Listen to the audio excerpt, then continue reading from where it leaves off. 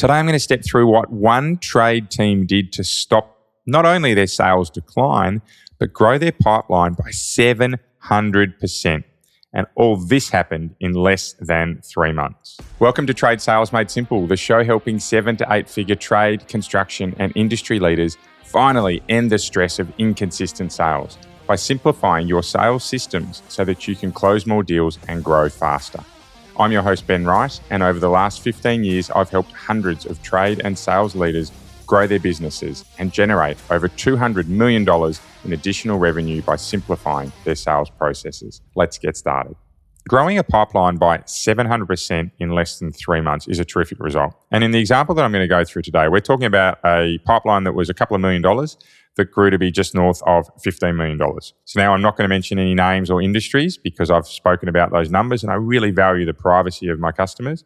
However, what I do want to do is talk about the activities that they did. So today we're going to go through 3 activities that they did that moved the dial on their pipeline growth.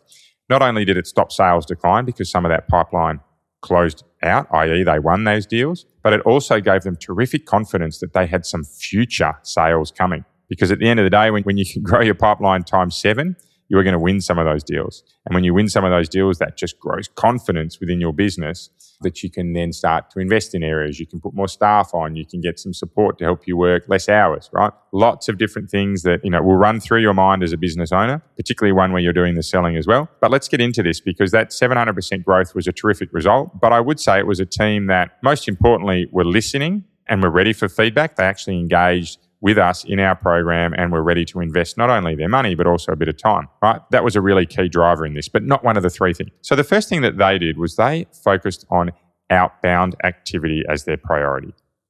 Yeah, pretty obvious. But what they did that was a little bit different to what I see others do was that they picked 3 and only 3 activities that they knew they were really good at. Now, interestingly, in this business, they had multiple salespeople. So their multiple salespeople actually picked different things.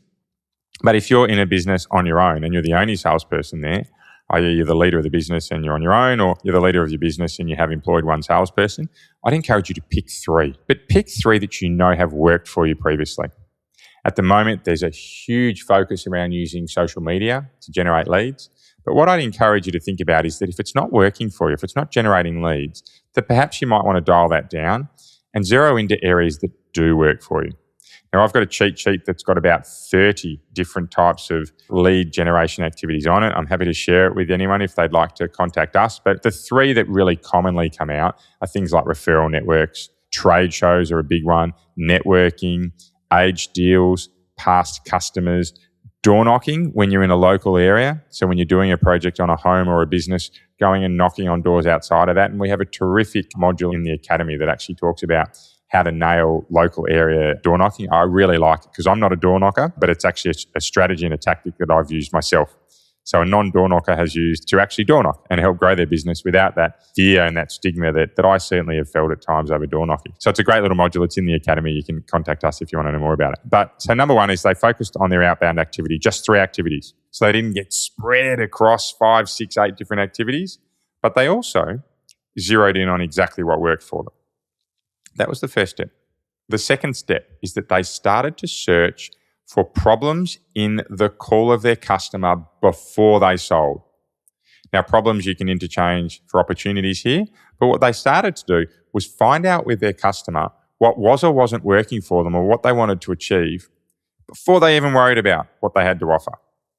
Now, these were questions like, was their product aged? Was it not performing all the tasks well? Was it holding their business back? Was there something that they needed to use 2 pieces of equipment for and they could have done it with 1? Was there a capacity issue? Their piece of equipment wasn't actually allowing them to get enough done each day to grow the business. Right? Lots of questions. This is a type of machinery this business sold. Lots of questions around finding out what the opportunity was, right? Because once they got to that, they could then start pairing their language or mirroring their language around what was going to be impactful for the customer.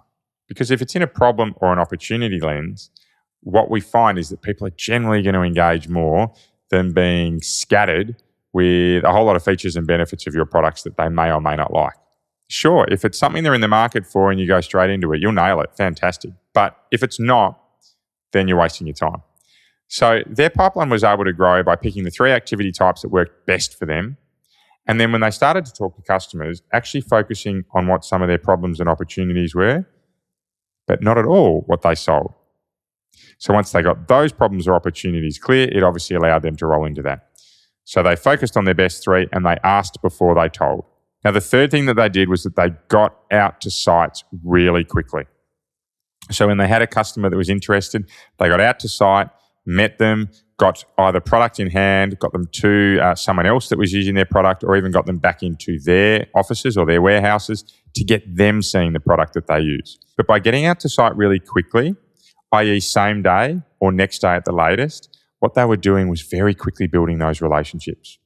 And when you build a relationship with someone quickly, i.e. they're there to help you, it can often really speed up the deal cycle. But more importantly, it starts to build that premise that the person actually cares, right? That belief that they're here because they give a shit about you and they want to help you solve your problem. So 3 activities. Number 1, they focused on their outbound activity. So they focused on that activity that gave them the best results. Number 2 is they asked before they told. They got to the bottom of the problem or the opportunity before they started selling. And then number 3, with light speed, they got out to site. So they were out in front of customers as quickly as they possibly could to build those relationships. Now, the reality for this business is I can tell you they were super frustrated before they got to this point. And they recognized that they had to change something because otherwise things were going to break in their business. And in most trade businesses, it's either stress, long hours, or not enough money in the bank to show for it. So I love telling these stories, but I also like showing everyone listening that you've got an opportunity to move the dial without needing to invest heavily. And that's our free quoting quiz. It will pinpoint exactly why you're not winning more jobs and what you need to do to quickly grow your sales by 20 to 25%. If you just click on the free quiz link in the show notes, you'll get started now. It takes less than a minute. And I personally review each of the responses that come through. So that's it for today. Please keep living with that 1% better each and every day mindset because it will make all the difference. Bye for now.